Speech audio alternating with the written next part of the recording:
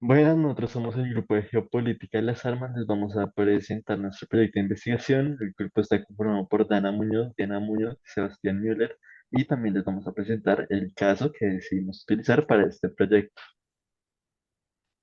Empezamos con la contextualización sobre la geopolítica de las armas, en donde esta se refiere al estudio de cómo las armas y la política internacional están conectadas. Además, examina cómo el poder militar y la estrategia de defensa y también la posesión de armas afectan las relaciones entre los estados, la toma de decisiones políticas y, por último, la dinámica de seguridad global. Continuamos con el objetivo que nosotros planteamos para nuestro proyecto de investigación, el cual es identificar la influencia armamentística que tienen los países que son potencias militares como Estados Unidos frente a países en conflicto y que reciben apoyo militar, así como Ucrania. En tercer lugar, tenemos la pregunta de investigación que nosotros creamos para el desarrollo de nuestro proyecto, el cual es la geopolítica de las armas, una cuestión de ética o de poder. Y ya por último, para cerrar la parte de contextualización, está el estudio de caso que nosotros estamos teniendo en cuenta, el cual es la venta de armas a Ucrania y los dilemas éticos de la geopolítica de las armas.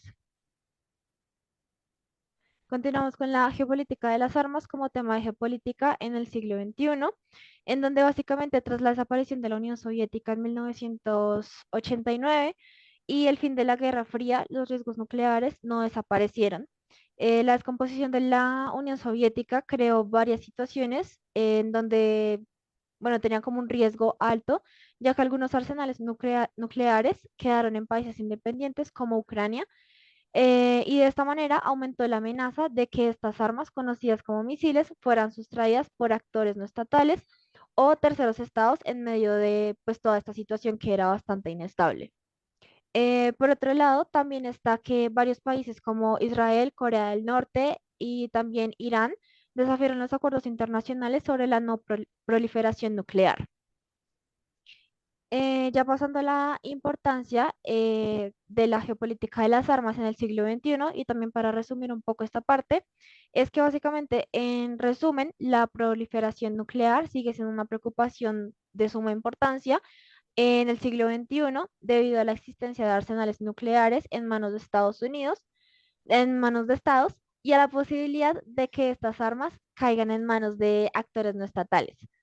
Por otro lado, ya para concluir, la rivalidad entre estados nucleares como India y Pakistán y la búsqueda de capacidades nucleares por parte de países como Corea del Norte han planteado dilemas bastante complejos en cuanto a seguridad internacional y la estabilidad. Y ya pues básicamente todos estos desafíos no tienen como unas soluciones sencillas o no son fáciles de encontrar estas soluciones y el tiempo para poder abordar todos estos conflictos con el pasar del tiempo se ha ido reduciendo, entonces cada vez es como menos el tiempo que se tiene para encontrar una solución a todos estos conflictos. La siguiente son los principios de la geopolítica en la geopolítica de las armas. Aquí identificamos cuatro principios para esta parte. El primero es el principio de unidad, el cual es la vinculación entre países para el uso de las armas. En segundo lugar, tenemos el principio de observación, porque nos introduce todo el contexto geopolítico que hay detrás de los conflictos. En tercer lugar, tenemos el principio de comparación, porque es una constante evolución de los sucesos y de estos surgen acuerdos como el de la no proliferación, que lo mencioné anteriormente, de armas nucleares, lo que es básicamente la evolución para beneficiar los derechos humanos en los conflictos. Y por último, tenemos el principio de cambio, porque esos conflictos están en constante transformación y también pueden ir cambiando drásticamente o puede también de que estos se mantengan. Seguimos con el principio de geopolítica, pero ya como tal enfocados hacia el estudio de caso que mencioné anteriormente. Aquí tenemos solo dos principios. El primero es el principio de unidad, que este nos habla sobre cómo se puede llegar a vincular entre países o coordinarse para sacar un resultado positivo para ambos.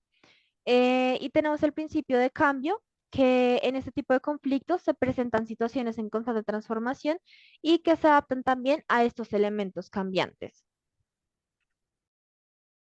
Para entender la geopolítica desde el estudio de caso, que pensamos que fue la venta de armas de Ucrania y los dilemas éticos de la geopolítica de armas, es importante abordar el tema en un contexto más amplio. Entonces, se entiende que la geopolítica en esencia se trata de comprender cómo la política y la geografía se entrelazan para influir en las relaciones internacionales y la toma de decisiones en estados. Por eso, consideramos un caso de estudio específico que ilustra la importancia de la geopolítica de armas en el siglo XXI. Entonces, Estados Unidos toma la decisión de vender armas a Ucrania en medio de un conflicto pues, que es continuo en la región. Esta decisión se vuelve un ejemplo claro de cómo la geografía, la seguridad y la ética pues, se entrelazan en la geopolítica de las armas. Directamente se ve el desarrollo de la interacción entre estados y cooperación internacional. Entonces, para poderla entender, vamos a definirlo en ciertos conceptos. Entonces, podemos empezar por el lado del poder y la seguridad nacional, debido a que la venta de armas a Ucrania por parte de Estados Unidos manifiesta la importancia de las armas como fuente de poder y seguridad nacional, pues para poder vencer el conflicto con Rusia. Las decisiones de armarse o desarmarse, pues pueden cambiar o afectar el equilibrio de poder en una región y afectan la estabilidad geopolítica y el concepto de ética de los derechos humanos. Em, en este caso, las rivalidades regionales se manifiestan a través del conflicto en Ucrania y las rivalidades regionales con otros actores como Rusia, principalmente, pues que complican la decisión de Estados Unidos, porque la geografía desempeña un papel importante debido a que la ubicación estratégica de Ucrania y sus fronteras con Rusia son factores muy importantes que pueden afectar en la toma de decisiones de geopolítica de armas por parte de Estados Unidos.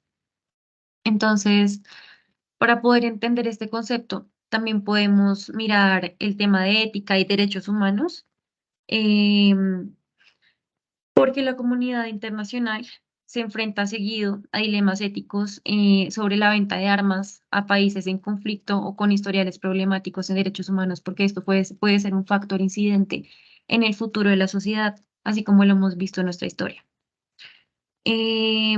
Otro factor muy importante para poder entender es la cooperación internacional, debido a que la geopolítica de las armas demuestra la necesidad de cooperación internacional y los acuerdos de control pues de armas para poder abordar desafíos globales.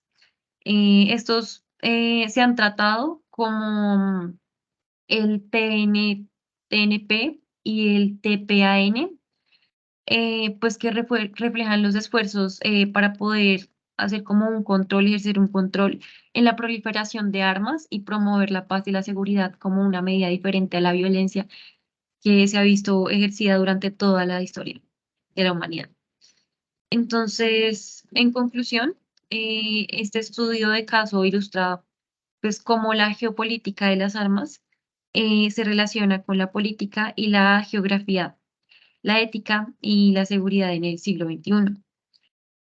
Además, podemos ver que las decisiones relacionadas con armas tienen un impacto significativo en las relaciones internacionales y pueden determinar el futuro y la vida de muchas personas. Y por otro lado, ejemplifican la importancia de considerar múltiples factores en la geopolítica global, además de la violencia.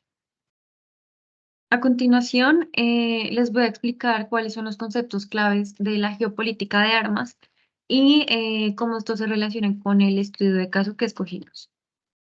Entonces, en la primera diapositiva tenemos un mapa que representa cuáles son las potencias con más capacidad de armas nucleares. Entonces, en esta tenemos los países que destacan en cuanto a alcance global, los cuales son Rusia, Estados Unidos, China, Francia y por último Reino Unido. Entonces, ¿qué conceptos representa este mapa? Entonces vamos a empezar por la capacidad de armas de destrucción masiva y las armas convencionales, lo cual representa la capacidad para afectar no solamente las fuerzas militares, que son directamente con las que se arma el conflicto, sino también las poblaciones civiles causa daños masivos, pues que digamos que el ADM, que son las armas de destrucción masiva, se ha convertido en una preocupación central en la seguridad internacional, especialmente, digamos que en su intento de proliferación y control para mitigar la violencia y los índices de mortalidad. Entonces, por otro lado, podemos irnos por el concepto de rivalidades geopolíticas que representan las relaciones de competencia y desconfianza entre naciones, como las que mencioné anteriormente. Entonces, son actores estatales en el ámbito internacional. Entonces, por ejemplo, en nuestro caso de estudio, eh, tenemos que la rivalidad regional entre Ucrania y Rusia, que son los que están en conflicto, desempeñan un papel fundamental en la toma de decisión de venta de armas, y cómo se va a dar, cómo la dinámica del conflicto, cómo se va esto a reflejar a futuro, cómo va a afectar. A continuación, tenemos una gráfica en donde tenemos quién ha armado a Ucrania desde el 2014 hasta el año 2021. Entonces, este gráfico refleja las estrategias geopolíticas y diplomacia dadas por las dinámicas de las relaciones internacionales con la finalidad de obtener un beneficio que aporte a la defensa pues, ucraniana y también pues, representa un beneficio propio de la nación. Entonces, que en este caso sería pues para Estados Unidos principalmente. Entonces, en el gráfico vemos que los principales países que han apoyado a Ucrania en ese periodo de tiempo en específico son Chequia con un 34%, le sigue Estados Unidos con un 24%, Polonia con un 16% y los demás países como Francia, Reino Unido y demás, ya con índices como de 6, 5%, 4%. Entonces, esto refleja conceptos como seguridad nacional colectiva, la cual busca la protección de un país y sus intereses contra amenazas externas. En este contexto, las armas, perdón, desempeñan un papel central en la defensa y en el poderío militar de un Estado. Por otro lado, el derecho internacional humanitario, pues el cual busca abordar los desafíos relacionados con armas. Los tratados y acuerdos de control de armas, como el tratado de la prohibición de armas nucleares, que demuestran cómo los países pueden trabajar juntos para prevenir la proliferación de armas y asimismo promover la paz. Em, Tenemos otra gráfica adicionalmente, que encontramos un gráfico que representa la capacidad de los países potencia militar y armamentista de destruir el mundo. Está representa dos variables muy importantes que son cabezas nucleares desplegadas y las almacenadas a espera de desarme, que son las que tiene cada país. Entonces, de las cuales Rusia se encuentra por encima de Estados Unidos. Este gráfico, los elementos clave que podemos destacar son la ética en la política exterior y los dilemas éticos que se encuentran cuando la capacidad armamentista, siendo como un referente de poderío, pues, referente a los otros países, generan literalmente la destrucción del mundo, dejando a un lado la humanidad, garantías de derecho, pues que aseguran la vida digna. Esta representa violaciones de los derechos humanos y el fin de la vida terrestre. Bueno, otro concepto que podemos mencionar muy importante son las rivalidades regionales, que son una característica muy común en la geopolítica de armas, que reflejan el impacto global negativo de la proliferación de estas. Y pues la falta de conversaciones pacíficas que puedan mitigar la problemática. Bueno, ahora yo les voy a hablar un poco sobre las escuelas de la geopolítica. Pues hoy en día la geopolítica de las armas tiene un enfoque muy marcado hacia la escuela francesa norteamericana. Esto se refleja de manera que todos los países se rigen dependiendo de las relaciones con los demás, esto teniendo un gran enfoque en el poderío militar, las estrategias defensivas y ofensivas, el control del territorio y las ofensivas que realizan frente a otros. Otro de los factores más importantes que se podría destacar en esto es el poder marítimo. Este es uno de los factores más importantes hoy en día en cuanto a la economía, política y la defensa del mismo territorio del país. Esto lo que hace es que le da una ventaja muy grande a estos países con flotas navales bien equipadas, que tienen gran número de soldados y presencia estratégica alrededor del mundo. Esto es una característica muy clara de la escuela norteamericana francesa. También otro dato importante, y por así decirlo, que está casi al nivel del anterior, es la presencia militar en otros países, que es una parte fundamental de las estrategias de los gobiernos para tener influencia en varios factores externos que puedan llegar a afectar al país principal. Está en una buena posición algunos países para participar en conflictos por zonas alternas, tener un control militar y estratégico en todo el mundo y tener beneficios en general para el país. Entonces, siempre tener un territorio que esté un poco alejado y tener control de esto es muy importante en general para las potencias. Para nuestro estudio de casos, se puede evidenciar cómo Estados Unidos es el proveedor principal de Ucrania en esta guerra, pues realizan envíos militares cada cierto tiempo. Los principales aportes del país norteamericano son misiles, suministros militares para los soldados y hasta maquinaria especializada en estos términos, que los más que se presentan son tanques. Todo esto ya mencionado se complementa con la visita del presidente Joe Biden al país europeo para contar con una estrategia conjunta bien planificada que pueda beneficiar a ambos países. Un dato a destacar es la presencia militar de Estados Unidos en la embajada de este mismo país ucraniano.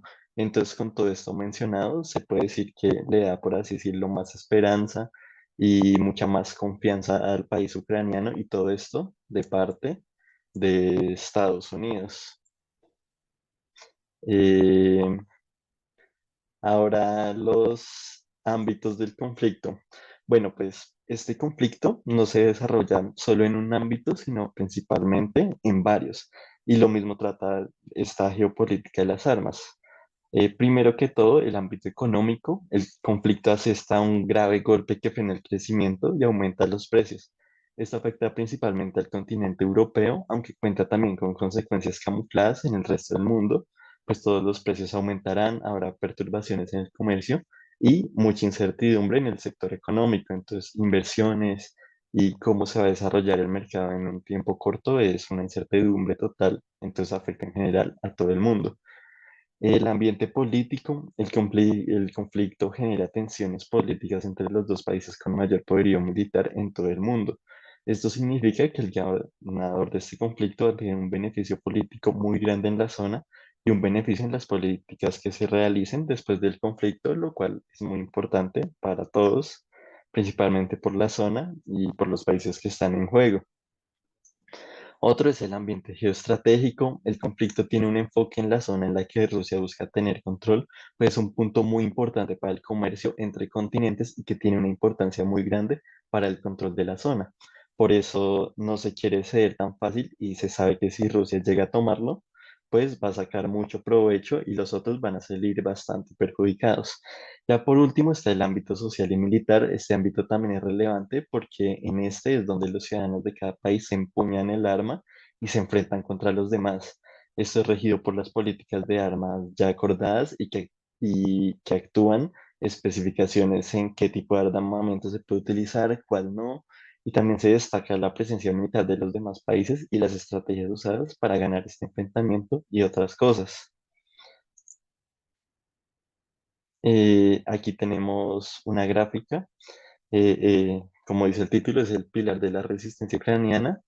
Y bueno, esta es la ayuda, por así decirlo, que la ayuda militar, financiera y humanitaria desde los diferentes países. Obviamente se puede ver una clara diferencia entre el primero, que es Estados Unidos, que como ya dije anteriormente, aporta bastante.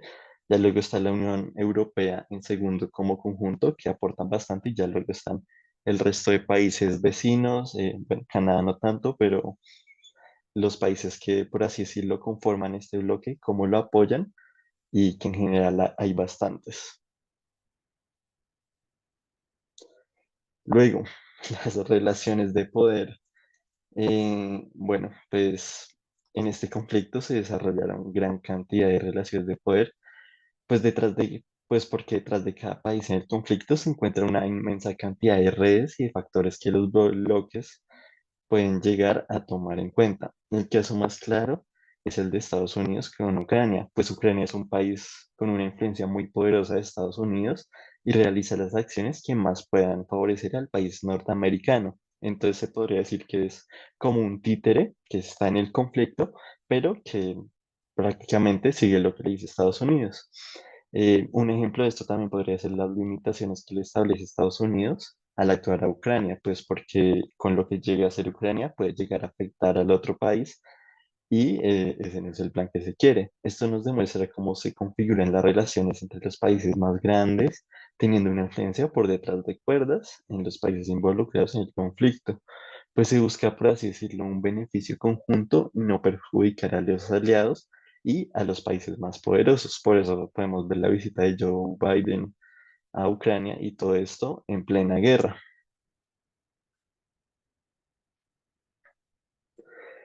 Luego, aquí tenemos otra gráfica que ya vimos por parte de Ucrania, ahora podemos ver por parte de Rusia. Y pues como dice el título, el apoyo a Putin se mantiene alto durante la guerra en Ucrania.